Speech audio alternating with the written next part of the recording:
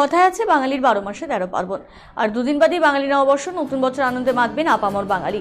তার আগে একটু অন্যরকম আনন্দে মাতলেন গঙ্গারামপুর শহরের দত্তপাড়ার সার্বজনীন দল কমিটির সদস্যরা।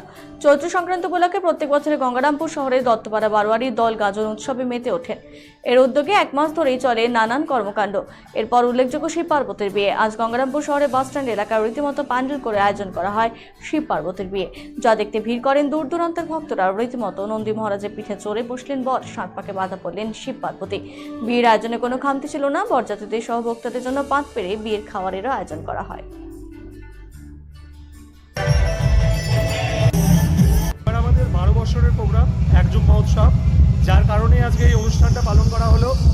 আজকে যে অনুষ্ঠানটা পালন করা হলো সেখানটা হচ্ছে শিব পার্বতীর বিয়ে দেওয়া হলো। এটা হচ্ছে আমাদের 12 বছরের প্রোগ্রাম হিসেবে এক যুগের জন্য এটা মহোৎসবটা পালন করা হলো।